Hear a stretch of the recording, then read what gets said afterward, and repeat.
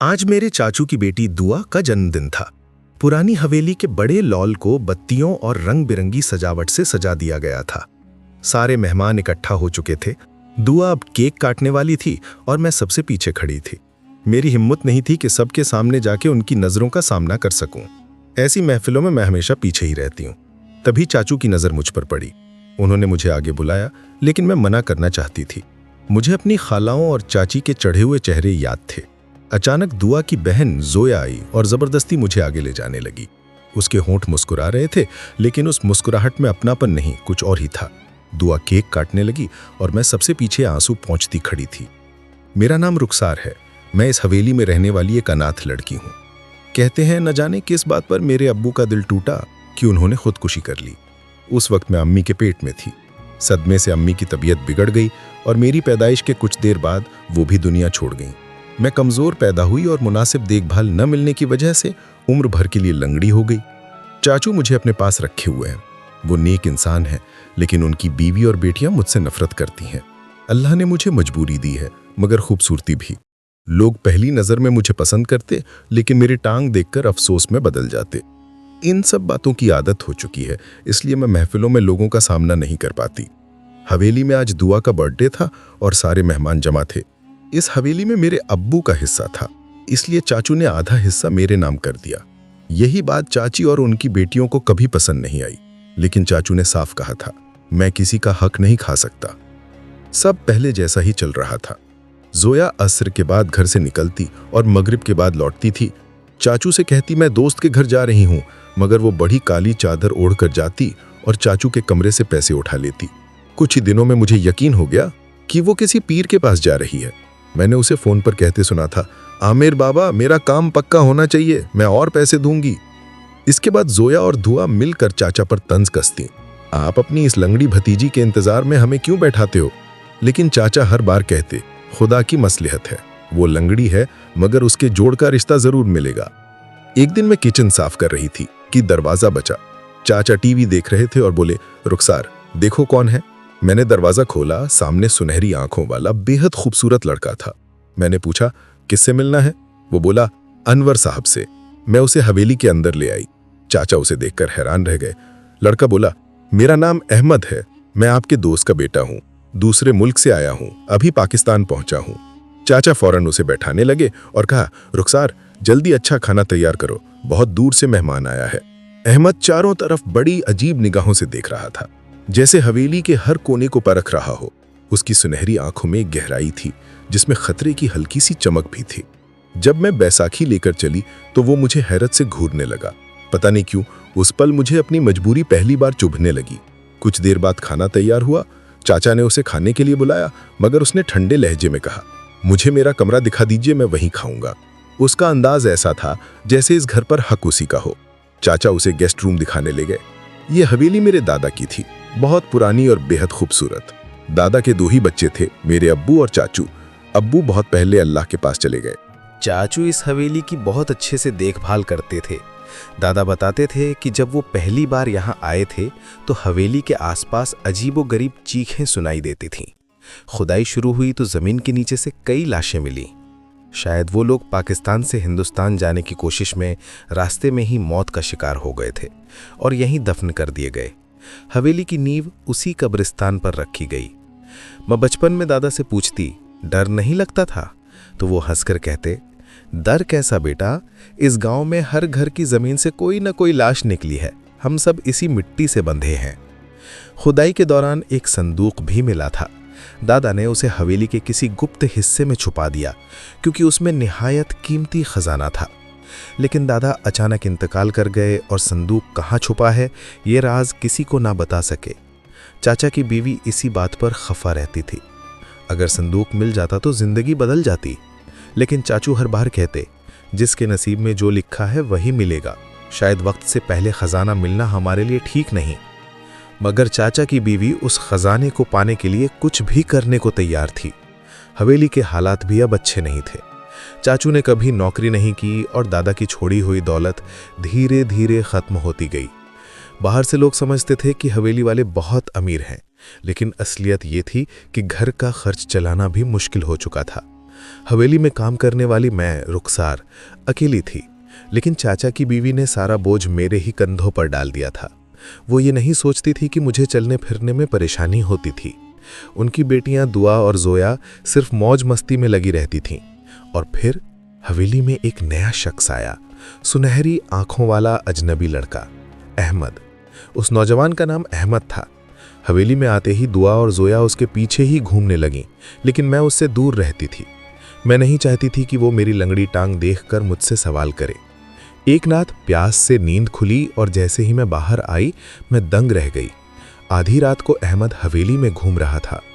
वो हर कमरे, हर दीवार, हर पुरानी चीज को ऐसे देख रहा था जैसे किसी चीज की तलाश में हो। हवेली का पिछला हिस्सा खतरनाक और जर्जर था। छत आधी गिरी हुई, कोई वहां जाता भी नहीं था। लेकिन अहमद उसी हिस्से में घूम रहा था, जैसे उसे किसी चीज की सही जगह का पता हो। मैं चाहती थी उसे रोक दूं, कहीं कोई हादसा ना हो जाए, लेकिन सोचा सुबह चाचू को बता दूंगी और अपने कमरे में जाकर सो गई।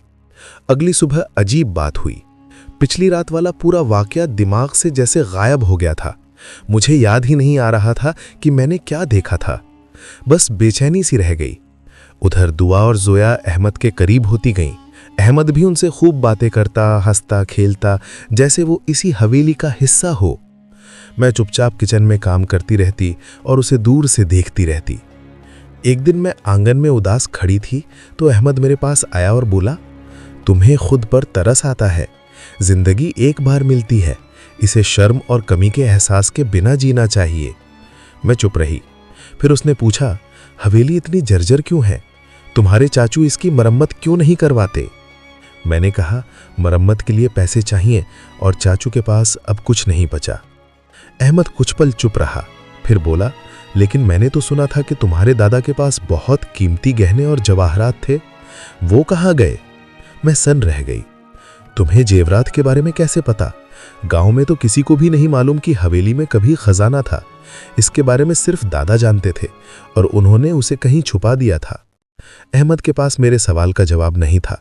वो बस चुपचाप मुझे देखता रहा, लेकिन उसकी सुनहरी आंखों में वही अजीब चमक थी, बिल्कुल उसी रात जैसी। मैंने अहमद से पूछा था कि उसे दादा के खजाने के बारे में कैसे पता। उसने कहा, मुझे मेरे आफाक चाचा ने बताया था जब मैं यहाँ आने वाला था। ये सुनकर मैं हिल गई। दादा का राज किसी और तक पहुंचना नामुमकिन था।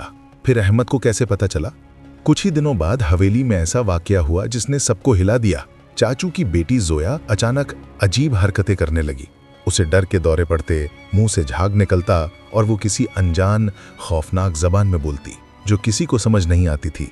हवेली में चीख पुकार मच गई। एक दिन अहमद ने चाचू से कहा, मुझे लगता है जोया पर किसी शैतानी आसेब का असर है।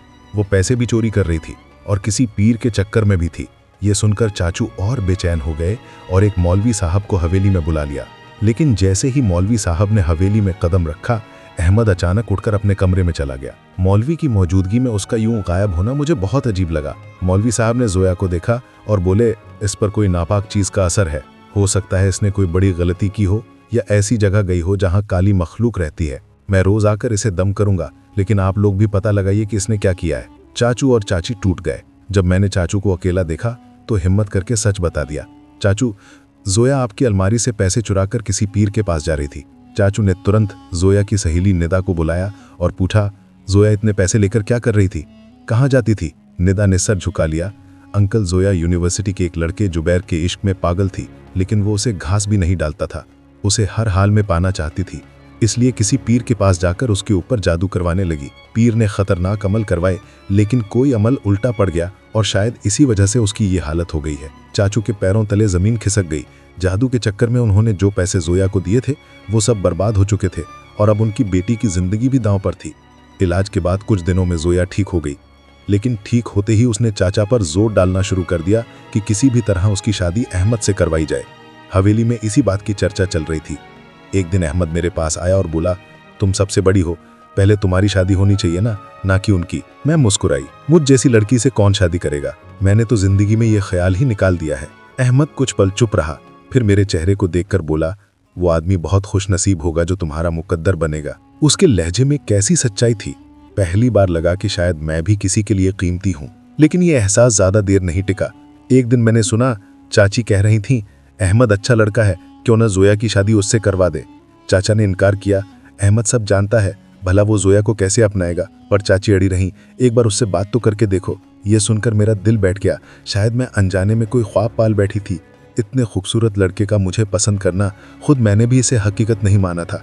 फिर वो दिन भी आ गया जब मैंने सुना कि अहमद ने जोया से शादी के लिए हाँ कर दी है। जो शख्स मेरे सामने मेरी तारीफें करता था, अब उसी की मोहब्बत किसी और की नसीब बन रही थी। लेकिन जल्द ही असली वजह सामने आ गई। अहमद ने चाचा से एक शर्त रखी थी, अगर हवेली में छुपा खजाना मुझे मिल गया तो मैं जोया से शादी कर लूंगा। बस उसे एक पल में उसकी हकीकत साफ दिखाई दे गई।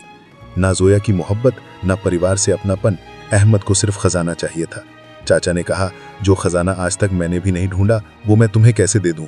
पर अहमद अड़ गया, ढूंढिए ताकि हमारी जिंदगी खुशियों से भर जाए। आखिरकार चाचा टूट गए। कुछ मजदूर बुलाए गए और हवेली के पुराने सहन में खुदाई शुरू हुई। मगर खुदाई शुरू होते ही पूरी हवेली कांप उठी। चारों तरफ से मिट्टी के गुबार उठे, आंखों में धूल भर गई। मजदूर घबराकर गिर पड़े, जैसे धरती के नीचे कोई गहरी बेचैनी जाग उठी हो। उसी पल मेरे दिल ने कहा, यह खजाना सिर्फ दौलत नहीं, कोई बहुत बड़ा राज दफन है, और अगर ये राज खुला तो हमारी बर्बादी पक्की है। हादसा होते ही मजदूर सब काम छोड़कर भाग गए।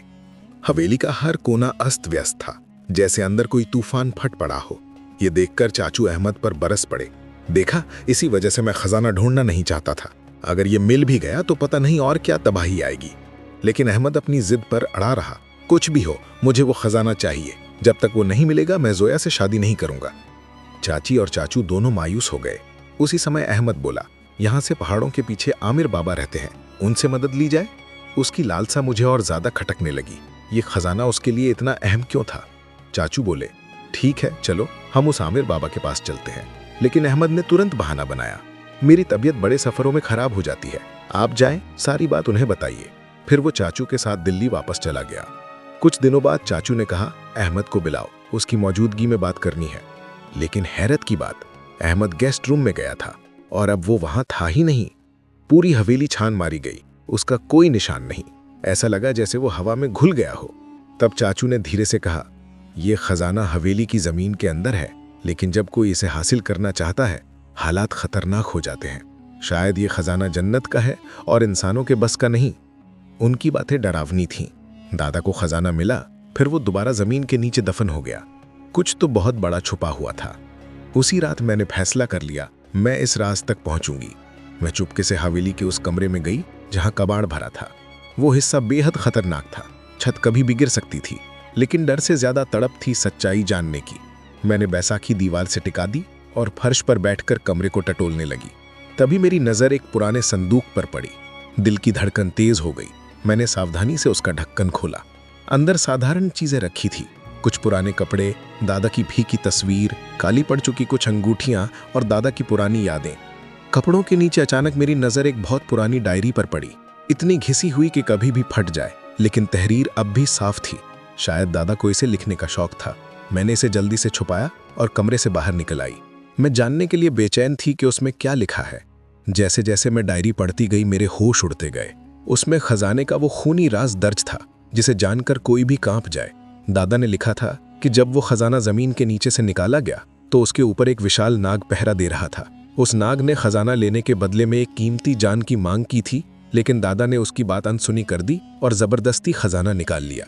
जैसे ही खजाना बाहर आया, नाग अचानक हवा में गायब हो गया और उसके बाद हवेली में मौत का तांडव शुरू हो गया। खून, साया, चीखें और आखिरकार दादा ने उस खजाने को हमेशा के लिए फिर से दफन कर दिया। डायरी के आखिरी पन्ने पर लिखा था, जिसने भी इस खजाने को पाने की कोशिश की उसने बड़ी कीमत चुकाई है। ये खजाना रहमत नहीं तबाही है, इससे दूर रहो।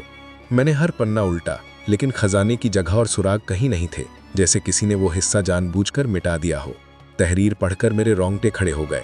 अब साफ था कि जिसने भी इस खजाने को हासिल करने की कोशिश की उसके हिस्से में सिर्फ बर्बादी आएगी। कुछ दिन बीते, फिर ऐसा हादसा हुआ जिसने पूरी हवेली को हिलाकर रख दिया। चाचू की बेटी जोया ने खुदकुशी की कोशिश की। उसकी कलाई कटी हुई थी और बहुत खून बह चुका था। उसे तुरंत अस्पताल ले जाया गया। डॉक्टर ने खून की मांग की और मेरा खून जोया से मैच हो गया। मेरे खून से उसकी जान बच गई। लेकिन होश में आने के बाद जब चाचू ने वजह पूछी, जोया चीखते हुए बोली, मैं जुबैर के इश्क में पागल हूँ, अगर वो मुझे नहीं मिला तो मैं फिर मौत को गले लगा लूंगी। उसकी आंखों में एक अजीब जुनून था। ऐसा जुनून जिसमें प्यार नहीं बल्कि पागलपन, नफरत और बर्बादी मिलकर एक हो चुके थे। जिस अमल की वजह से खजाना नजरबंद है, हो सकता है वो हमारे सामने ही रखा हो मगर हमें दिखाई न दे। अहमद की धीमी मगर गूंजती आवाज मेरे दिमाग में उतरती चली गई। मैं उसे हैरानी और सदमे में देखती रह गई। हवेली में क्या क्या खेल चल रहा था मैं समझ ही नहीं पा रही थी। और सबसे बड़ा सच तो ये था कि बचपन से मुझे झूठ बताया गया था। मेरे अब्बू ने खुदकुशी नहीं की थी बल्कि दादा की लालच की कीमत अपनी जान देकर चुकाई थी। उस रात मैंने दिल में फैसला कर लिया, चाहे कुछ भी हो मैं ये खजाना ढूंढकर हवेली से बाहर ले जाऊंगी ताकि वो जिन्नाती मालिक अल मलिक तक पहुंच जाए और ये खूनी सिलसिला हमेशा के लिए खत्म हो जाए। उसके बाद मैं और अहमद घंटों बात किया करते थे। उसकी मौजूदगी से मुझे डर नहीं लगता था। वो किसी इंसान से भी ज्यादा समझने वाला महसूस होता था। हवेली में किसी को आहट तक नहीं थी कि अहमद असल में इंसान नहीं बल्कि एक जिन है जिसने इंसानी शक्ल इख्तियार कर ली है। धीरे धीरे दुआ और चाचा ने मेरे रवैये में बदलाव महसूस करना शुरू कर दिया। उन्हें लगा मैं अहमद से ज्यादा घुलने लगी हूँ। एक दिन सफाई करते वक्त चाचा की तेज आवाज कानों में पड़ी। आजकल मेंढकों को भी जुकाम होने लगा है, लोग अपनी औकात भूले बैठे हैं। मैं समझ गई, ताना मेरे लिए था। उस रात मैंने अहमद से कहा, इस गांव में एक बुजुर्ग रहते हैं, दादा के पुराने दोस्त। उनकी उम्र बहुत हो चुकी है पर शायद उन्हें पता हो कि दादा ने किस अमल से खजाना नजरबंद किया था। पहली बार अहमद की आंखों में सच्ची उम्मीद की चमक दिखाई दी। अगले दिन मैंने चाचा से इजाजत ली और उस बुजुर्ग बाबा सलामत से मिलने निकल पड़ी।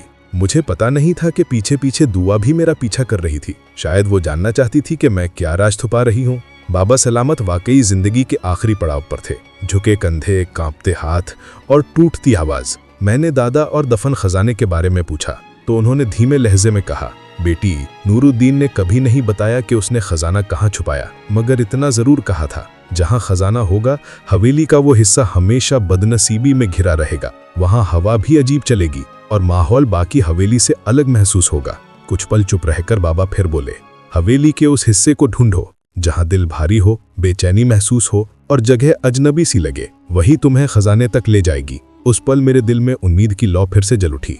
आखिरकार सुराग मिल गया था। मैं जिन्नात की मदद करने जा रही थी क्योंकि वो खजाना असल में उन्हीं का था। लेकिन हवेली के अंदर कदम रखते ही किसी ने मेरे सिर पर जोरदार वार किया और मैं बेहोश होकर गिर पड़ी।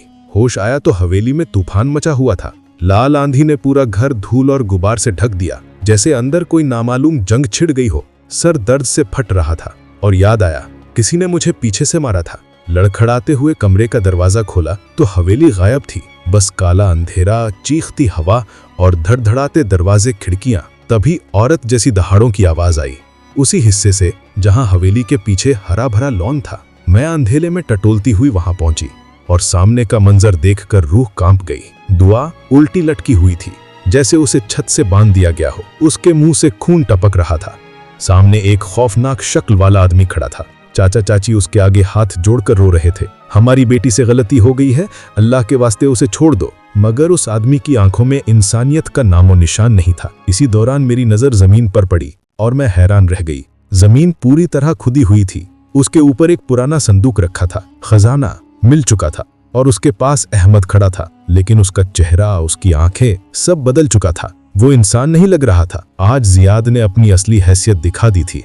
लेकिन ये खजाना निकाला किसने, कैसे निकला, कुछ समझ नहीं आ रहा था। मैं रोकर उससे मिन्नत करने लगी, खुदा के लिए दुआ को आजाद कर दो, उसकी कोई गलती नहीं है। उसकी बात सुनकर उसने दुआ को झटके से हवा में उछाला और जमीन पर दे मारा। हम सब चीखते हुए एक कोने में सिमट गए। अगले ही पल हवा में भयानक हाहाकार गूंजा और आग के धुएं से बनी काली सूरतों वाले जिन्नात हवेली में उतरने लगे। वे खुशी से चिल्ला रहे थे, जैसे सदियों पुराना खजाना वापस पाने का जश्न मना रहे हों। सबके सामने ऐलान हुआ कि आज से हमारा सरदार जियाद है। हम पत्थर आ गए। जाते जाते जियाद ने पीछे मुड़कर मुझे देखा। उसकी आंखों में अजीब सा दर्द और तड़प थी, जैसे वो मजबूरी में सब कर रहा हो। अगले दिन दुआ की हालत नाजुक थी, जिस्म पर नजर लगने जैसे निशान, सांस मुश्किल, आवाज तक नहीं निकल रही थी। और मेरे दिल में सिर्फ एक सवाल जल रहा था कि दुआ ने ऐसा कौन सा गुनाह किया था जिसके बदले में उसे इतनी भयानक सजा मिली।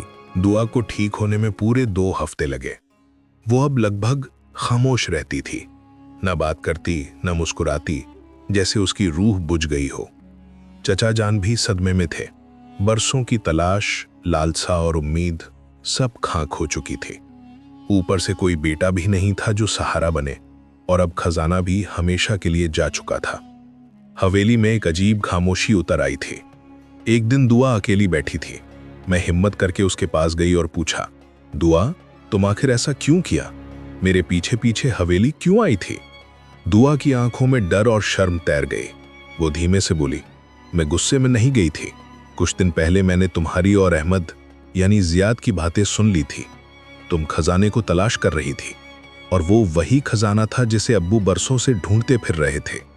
जब बाबा के पास तुम्हारी बातें सुनी और ये पता चला कि खजाना हवेली के बंद हिस्से में है, तो एमी और मैंने प्लान बना लिया। तुम हवेली में दाखिल हुई और हमने तुम्हें बेहोश कर दिया। फिर हम दोनों पागलों की तरह लॉन में खुदाई करने लगे। उसकी आवाज टूट रही थी, लेकिन वो रुक नहीं पाई। जब हम दलदल जैसे फर्श तक पहुंचे तो जमीन अजीब लगी। हमने वहीं खोदना शुरू किया और संदूक मिल गया। खुशी तो बस पल भर की थी। तभी वो खौफनाक शक्ल वाला आदमी पीछे खड़ा था। उसने कहा, ये खजाना हमारा है, इसे हाथ मत लगाना। मुझे गुस्सा आ गया। मैंने गीली मिट्टी उसकी आंखों में दे मारी और तब उसने असलियत दिखाई। जियाद आदमी नहीं था, वो जिन था। बरसों से इंसान बनकर हवेली में इसलिए रह रहा था ताकि ये खजाना उसके और उसके कबीले के हाथ लगे। हमें सच नहीं पता था, इसलिए हम ये सब कर बैठे। दुआ रोते रोते बोली, हमें भी हक था उस खजाने पर। आखिर निकाला तो हमने था। मैंने उसका हाथ पकड़ा और गहरी सांस लेते हुए कहा, दुआ, वो खजाना हमारे दादा को जमीन से मिला था और उसका हकदार कोई इंसान नहीं, जिन्नात थे। तुम्हें नहीं पता शायद, मेरे अब्बू ने उस नाग को मारकर जबरदस्ती खजाना लेने की कोशिश की थी और उसी की सजा में उनकी जान ली गई। वो खुदकुशी नहीं थी, बदला था। दुआ का चेहरा फिर आज गया, पछतावे से भरा। वो मुझसे लिपट कर फूट फूट कर रोने लगे। मैं भी रो पड़ी, शायद इसलिए क्योंकि मेरा दिल जानता था कि इस घर के हर इंसान अपनी किस्मत की सजा भुगत रहा है। अब हवेली में ऐसा सन्नाटा रहता कि सुई गिरती तो दीवारें गूंज उठती। चचा चाची की उदासी देखना तकलीफ दे था। बरसों की जिंदगी उन्होंने इसी खजाने की उम्मीद में गुजारी और अब सब छिन चुका था और मैं बस एक कमजोर, लाचार लड़की थी जो इस घर के लिए कुछ भी नहीं कर सकती थी। एक दिन जब मैं उदास बैठी थी, अचानक मेरे सामने कोई खड़ा हो गया। मैं उसे हैरत से देख रही थी, लेकिन जब उसने बात की, उसकी आवाज सुनकर मैं पहचान गई। वो बोला, अपना हाथ आगे करो। उसकी भारी निगाहें और वो मुस्कुराना, मैं समझ गई थी कि हवेली की सारी रौनक उसी के साथ लौट आई है। मैं धीरे धीरे अपना हाथ बढ़ाया। उसने अपनी मुट्ठी खोली और चमकते हीरे मेरी हथेली में रख दिए। उनकी जगमगाहट से मेरी आंखें चकाचौंध हो गई। फिर उसने क्यारी से एक गुलाब का फूल तोड़कर मेरे बालों में सजाया और मुस्कुराते हुए बोला, मेरा नाम जियाद है। मैं वही जिनज़ादा हूँ जिसने तुमसे मोहब्बत का इजहार किया था। आज भी मैं अपनी मोहब्बत का तोहफा देने आया हूँ। ये खजाने का थोड़ा सा हिस्सा सिर्फ तुम्हारे लिए है। अगर तुम मेरी मदद न करती तो हमारा कबीला उस जिन्नाते खजाने तक कभी नहीं पहुंच पाता। आज मैं अपने कबीले का सरदार बना हूं और ये सिर्फ तुम्हारी वजह से है। तुम्हारा एहसान मैं हमेशा दिल में जिंदा रखूंगा। मेरी दुआ है कि तुम्हें भी कोई ऐसा हमसफर मिले जो तुम्हें तुम्हारी मंजिल समेत कबूल करे। उसके शब्द मेरे दिल में गूंज रहे थे। मैं बस खड़ी रह गई। उसके गायब होते ही भी उसके शब्द मेरे कानों में गूंजते रहे। चचा चाची के चेहरे पर भी धीरे धीरे खुशियां लौटने लगी। अब वे मेरी शादी के बारे में सोचने लगे। उम्मीद है कि मुझे भी कोई ऐसा इंसान मिल जाए जो मुझे मेरी मंजिल समेत अपनाए। एक दिन जब मैं पौधों की सफाई कर रही थी तो बड़े दरवाजे से कोई अंदर आया। उसे देखकर मैं हैरान रह गई। बिल्कुल अहमद जैसा ही था। घबराकर मैं उसके पास गई और जल्दी जल्दी कहने लगी, तुम फिर वही रूप इख्तियार करके यहाँ आ गए हो। देखो, तुम्हारा काम खत्म हो चुका है। तुम्हें तुम्हारा खजाना मिल चुका है। अब यहाँ क्या करने आए हो? वो मुझे हैरत से देखता रहा, फिर मुस्कुराया और बोला, मोहतरमा, मैं अपनी जिंदगी में पहली बार यहाँ पर आया हूँ और आप मुझ पर हाथ क्यों लगा रही हैं? कौन सा खजाना, कैसा खजाना? मैं थोड़ी हक्का बक्का रह गई। उसने शांत लहजे में कहा, मैं सिर्फ अपने वालिद के कहने पर उनके दोस्त की हवेली में आया हूँ। फिक्र मत कीजिए, मैं यहाँ से आपका कोई कीमती खजाना नहीं लेकर जाऊंगा। सच जानकर मैं खुद शर्मिंदा हुई। कुछ दिन बाद उसने मेरे पास आकर कहा, इस हवेली में सिर्फ एक ही कीमती खजाना है, उसे मैं यहाँ से लेकर जाऊंगा। मैं गुस्से और चौंक से उसे देखने लगी। उसने मुस्कुराते हुए कहा, आप ही वो कीमती खजाना है जिसे मैं यहाँ से लेकर जाऊंगा। उसकी बात सुनकर मैं मुस्कुराई। शायद मेरे नसीब की खुशियां भी मुझ पर बारिश की तरह बरसने लगी। कुछ ही दिन बाद अहमद के माँ बाप आए और चाचू से मेरा हाथ मांग लिया। उन्होंने खुशी खुशी स्वीकार कर लिया और फिर चंद ही समय बाद मेरी शादी अहमद से हो गई। मैं हंसी खुशी अपनी नई जिंदगी गुजारने लगी। उम्मीद है कि आपको आज की ये कहानी पसंद आई होगी। वीडियो को लाइक करें, कमेंट में अपनी राय जरूर दें और हमारे चैनल दास्तान-ए-कल्ब को सब्सक्राइब करें। शुक्रिया।